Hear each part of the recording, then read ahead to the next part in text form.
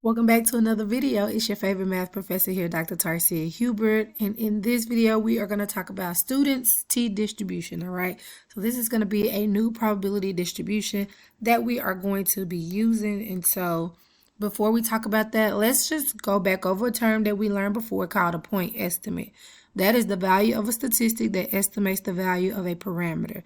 So remember, statistic deals with the sample, what you get from the sample group, and then a parameter deals with what you get from the population. Sometimes we cannot measure the full population, and so we use a sample, and we take the value that we get from the sample, the statistic, to kind of estimate the population parameter, all right?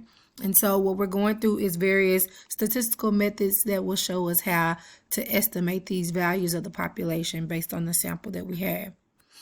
All right, so here's an example. The website fueleconomy.gov allows drivers to report the miles per gallon of their vehicle. The data in Table 2 show the reported miles per gallon of a 2014 Toyota Camry automobiles for 16 different owners. We want to obtain a point estimate of the population mean miles per gallon of a 2014 Toyota Camry. So there are lots of Toyota Camrys in this country. But this is just a sample of 16 owners of Toyota Camrys. Well, 2014, let me be specific. There are lots of 2014 Toyota Camrys.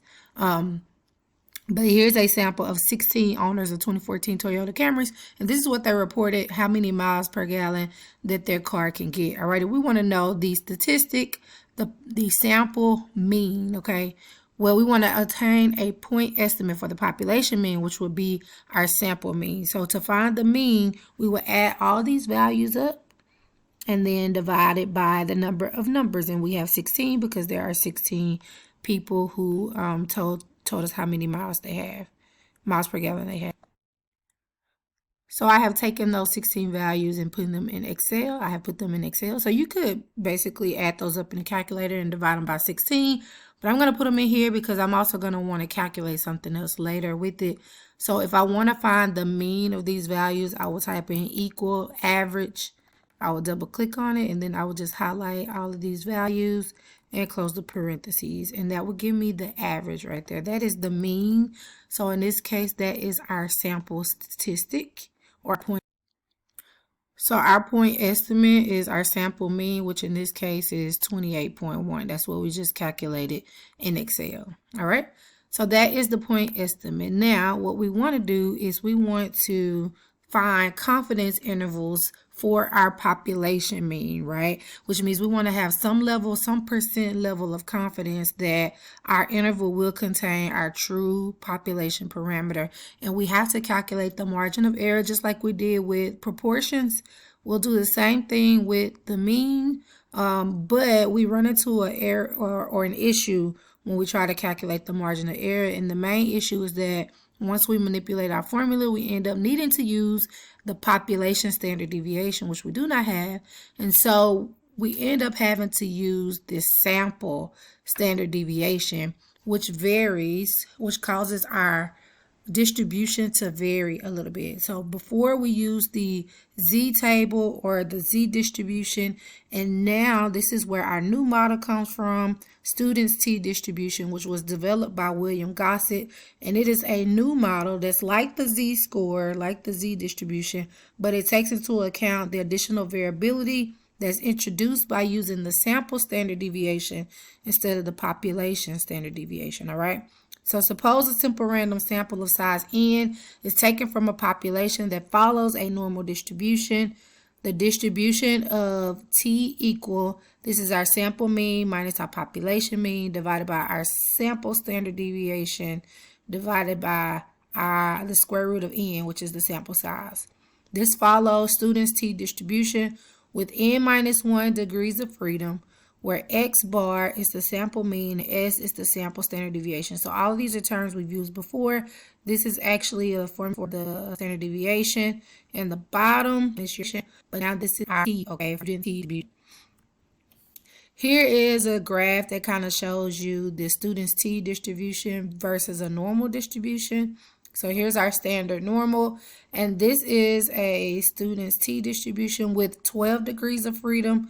and this is one with 6 degrees of freedom. So you end up getting a different T distribution, students T distribution based on the various degrees of freedom.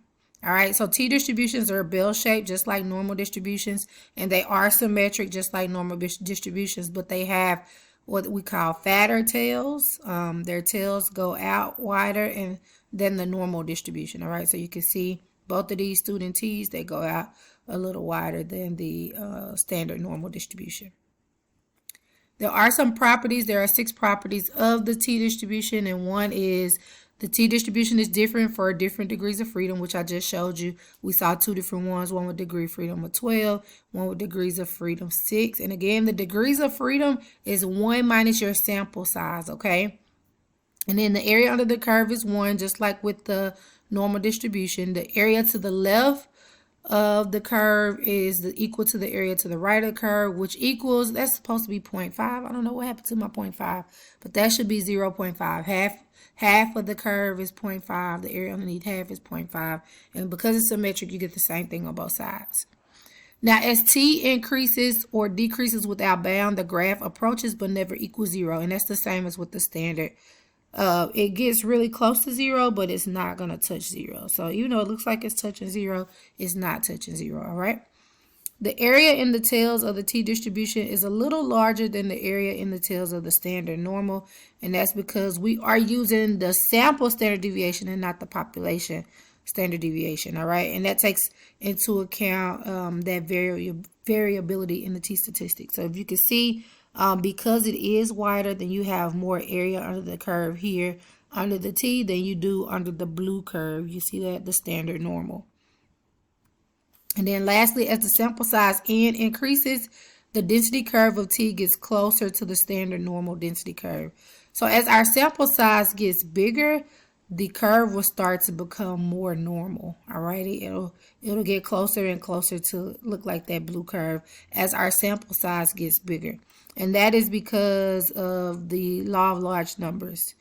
All right, which says as N increases, the values of the sample standard deviation get closer to the true parameter of the population standard deviation. So just like with the Z chart, we had Z of alpha. Now we have T of alpha, and that alpha represents the area on the chart to the right of that value of the T distribution. And just like we had a Z table for the Z distribution, we also have a T table, a student's T distribution table for the student's T distribution, all right? The only thing that's different with this table is up here you have the probability. So this is your probability that you want. And then you have your degrees of freedom on the left side. And then it gives you that value on the inside. With the Z table, we had to find the probability inside the chart and then find the critical value on the outside. In this one, the critical value is on the inside. So here's an example. Find the T value such that the area under the T distribution to the right of the T value is 0.10, assuming 15 degrees of freedom. So basically, we want to find the critical value of T is 0.10 with 15 degrees of freedom. So our probability we're looking for is right here, 0.10. And we would go down to 15 degrees of freedom, which is right here, which is 1.341. So our T of 0.10, our critical value for 0.10 is 1.341. All right, so the critical value is actually inside the table, which is different from the Z table. So let's go back and see how we would do that with the Z table. So if we wanted to know with the Z table, if we wanted to know Z of 0.10, Z of 0.10, then what we want to know is where this part to the right is 0.10, but our table gives us the area to the left. So to the left of that point would be 0.90. So we actually want to know where does 0.90 lie on the inside, because remember the numbers on the inside represent the probability or the area under the curve. And the number closest to 0.90 is right here, that 0.8997, which corresponds to 1.28. So our Z Our Z of 0.10 is 1.28, and our T of 0.10, which we just calculated on the previous page, was what was it, 1.341. So they're not the same. You can see they're different, but they're kind of close. But as you see, the T of 0.10 is out a little further. That's because the graph of the student's T distribution is more spread out. It has more variability than the Z distribution, okay, from the standard normal curve.